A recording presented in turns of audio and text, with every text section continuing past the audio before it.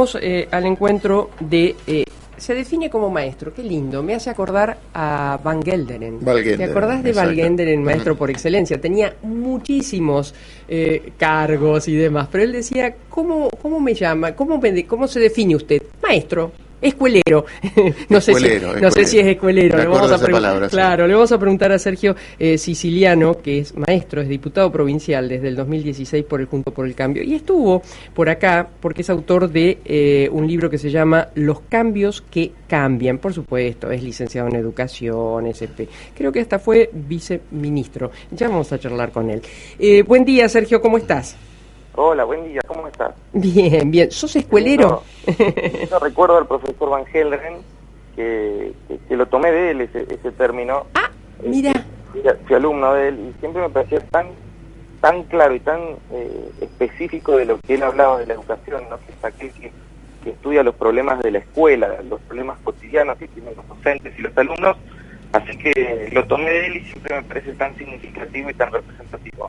Bueno, mira lo que son las coincidencias, que no son digamos, el hecho de haber entrevistado y hablado con él mucho tiempo.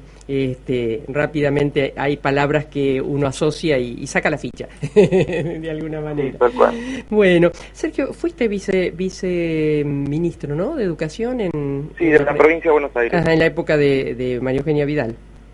Así es. Bueno, tu libro habla, o es un título muy importante, Los cambios que cambian. Hasta donde vi, vos centrás mucho estos cambios en la formación del docente.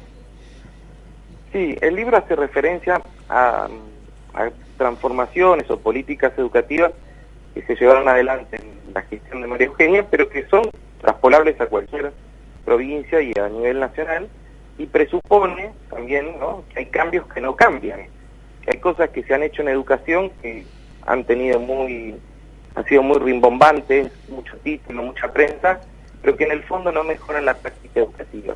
Y yo creo que aquellas cosas que mejoran la práctica educativa son específicamente las que apuntan al corazón del sistema, como lo pedagógico, los diseños curriculares o lo que está pasando todos los días dentro de cada establecimiento. Si no miramos eso, por más título, por más política grandilocuente, por más pelea, por lo que queramos, si no pensamos cómo se enseña y cómo aprenden los chicos, todo lo demás es poner culitas a un gran problema que tenemos. Uh-huh. Y a propósito del cómo se enseña en un mundo absolutamente vertiginoso en cuanto a los cambios, producto principalmente de la tecnología, ¿cómo se debe enseñar? Bueno, ahí en el libro planteo algunas experiencias exitosas. Yo creo que en las escuelas los docentes tienen experiencias en cómo enseñar que da resultados, pero tenemos que repensar que estos chicos y chicas que tenemos hoy en los establecimientos tienen una cabeza, una conformación del pensamiento, una construcción de las lógicas distintas a las que nosotros veníamos trabajando. Con lo cual hay que pensar didácticas nuevas, espacios nuevos, formatos nuevos, sobre todo pensando en la escuela secundaria. Hay un debate muy profundo siempre sobre la repitencia, ¿no? Y justamente es un debate que está instalado en estos días. Y la verdad que nadie pretende que los chicos repiten. Yo soy militante de la no repitencia, porque no quiero que los chicos repitan. Pero la discusión no está en si pasan de año, ¿no? En si los chicos aprenden o no aprenden. Cuando un chico llega a diciembre y se lleva una materia, es porque evidentemente fallaron un montón de cosas previas en la enseñanza, que obviamente implican que ese chico no sepa lo que tiene que saber.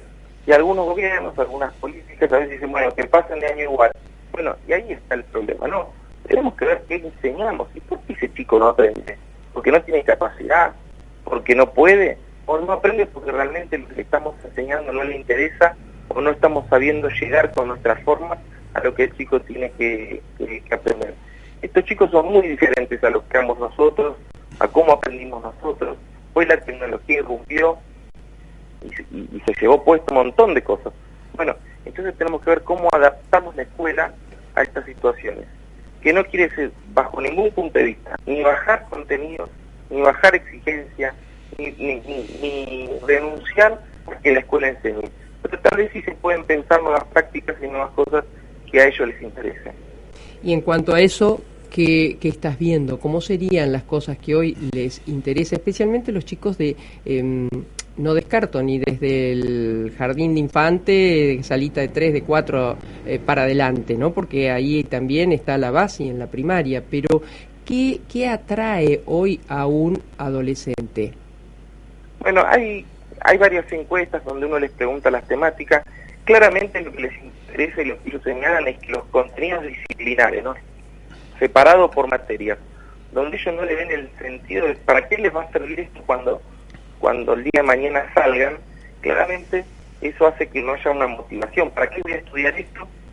Si no me interesa el resultado, creo que no me va a servir. Nos pasaría a cualquiera, en cualquier ámbito. Bueno, a ellos les pasa esto y hay temas de interés, todo lo que tiene que ver con el ambiente, todo lo que tiene que ver con el mundo financiero. No estamos hablando del mundo financiero macro, pero sí todo lo que está pasando con las cripto, con el financiamiento, con la moneda, con un montón de cosas de cómo emprender, cómo generar dinero, todo lo que tiene que ver con la inclusión, la ESI, la diversidad. Pero hay un montón de temas que a ellos les interesan y que a partir de esos temas se pueden estudiar todos. Porque yo repito, no se trata de renunciar a estudiar geografía, pero se puede estudiar geografía, se puede estudiar historia desde un punto de vista interesante y no solamente desde la memoria, claro, como alguna vez hemos estudiar las capitales y los países de Europa de memoria. Bueno, tal vez hay un pedacito de la memoria, pero que hay que desarrollar otras habilidades y otras condiciones. ¿Cómo situás a la crisis educativa en la Argentina? ¿Cuándo y cómo y por qué? Hoy estamos que se habla de crisis hace ya casi 30 años, ¿no? Vos citabas al profesor Banquelde, y también podemos hablar del libro La tragedia educativa de Jaime Echeverry, que también es... Claro, con el que hemos charlado también, muy interesante. Por eso, otro gran maestro, otro gran profesor, que ha escrito un libro que cada vez tiene más vigencia, y sin embargo fue escrito hace muchísimos años. Y ahí ya se hablaba de la tragedia. Ahora, los números que hoy vemos en materia educativa no los vimos nunca en la República Argentina. ¿Y cuáles son esos números? De que cada 7 de cada 10 chicos que terminan la escuela, ¿no?, que pasaron por 14 años de escolarización, después podemos hablar de los que no terminan, ¿no?, pero los que terminan, 7 de cada 10 no comprenden lo que leen. 7. No comprenden lo que leen. 70%. Que no es lo mismo que leer. 70% de los que terminan la secundaria. Por eso, sí. Lo ha dicho las pruebas PISA, lo dicen las pruebas Aprender. Entonces, no comprenden lo que leen. Después tenemos que de 100 chicos que empiezan primer grado, 100 chicos que empiezan primer grado, 3 secciones por ponerlo, solamente terminan 16 en tiempo y forma. El resto o repite o abandona. ¿Primer grado? No, de los que empiezan primer grado, ¿no? Si uno mira, cuando un alumno empieza primer grado, cuando llega a 5 años, todo el ciclo completo. Ciclo completo, se perdieron 84 en el medio. Y esto pasa, uno mira promedios, y hay en escuelas que obviamente no pasa esto, porque hay escuelas que o privadas que desarrollan distintas estrategias y no pasa esto. Bueno, pero en otras escuelas pasa casi en un 100%, justamente aquellas que atienden a los índices de vulnerabilidad. Estamos en momentos donde la pobreza, los chicos, hablo de la provincia de Buenos Aires, pero también tenemos 7 de cada 10 chicos que están por debajo de la línea de pobreza. Esto también es un factor que incide muchísimo. Pero por esto mismo y con más razón, la escuela tiene que cumplir el rol de enseñar. Marcos. Marcos Pereira te saluda, muy buenos días. ¿Cómo estás? La discusión del tema de la cantidad de días de clases, porque bueno, o hay paros o lo que pasó en pandemia, es importante, bueno, tiene que ser tanta cantidad de días, sino la educación no es completa, no es lo que se necesita. ¿Es importante, es vital la cantidad de días o pasa por otro lado la discusión? Es condición necesaria, pero no suficiente. Yo siempre planteo que lo importante también es discutir qué pasa en cada uno de esos días de clases. Ahora se está hablando que se va a incorporar 1 hora más de clase en las escuelas, cosa que celebro y me parece una buena discusión. Pero ¿qué vamos a hacer con esa hora? Para que pase que, ¿no? Vamos a tener días de clase, por supuesto, que no puede haber, como nos pasa, con paros absolutamente injustificados, politizados o gremializados, donde se pierden días de clase, donde los chicos se ven afectados, además después de haber venido casi 2 años en muchos casos sin escolarización. Pero también tenemos que pensar qué pasa cotidianamente con ese aprendizaje. Entonces volvemos al punto de que hay algo de fondo que no estamos discutiendo. Sin duda Argentina es uno de los países que por H o por B más días de clase pierde, ¿no? Tiene un calendario escolar muy corto, de muy pocas horas. Perdón, me encantó el por H o por B. Es mi mamá. Buenísimo. Entonces, digo, perdemos día de clase. Somos mandados a hacer para justificar las clases. Hoy hay unos niveles de ausentismo en las escuelas muy altos. Los chicos están faltando mucho. ¿Por qué? Porque perdieron las familias y los chicos la rutina de poder ir 5 días por semana en el horario completo. Bueno, hay que tomar medidas con esto, hay que revisarlo y hay que ver qué pasa en cada uno de esos días para hacerlo realmente significativo. Bueno, el remedio, ¿por dónde pasaría? Porque ahora se le suma un recorte que no sé concretamente este recorte educativo. Cada vez que se recorta algo en la educación es malo. No sé si esto tiene que ver con algún... Sí, el plan Conectar va a tener su recorte, es el plan de las computadoras. Es decir, ¿esto agudiza esta situación? ¿Qué mirada tenés sobre esto? Bueno, ustedes imagínense si este recorte lo hacía el gobierno anterior. El problema que hubiese sido, o la discusión que se hubiese dado, yo siempre digo, la patria pedagógica está en silencio, no hay solicitadas, no hay cartas, nadie dice nada. Pasó y nos enteramos aquellos. Habría que preguntarle a López Murphy. Por eso pasó, sí. hay que ver qué pasa. Ahora, claramente un recorte es desinversión, y si hay algo que necesitamos para desarrollar políticas son inversiones.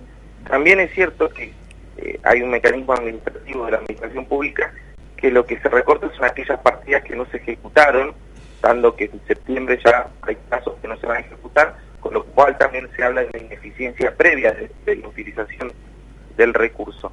Pero más allá de esto, que son temas técnicos y de financiamiento del Estado, lo que tiene es que realmente hoy necesitamos inyectar una batería de recursos que no son solamente económicos, sino que también tienen que ver con lo pedagógico, con innovación, para poder dar una discusión.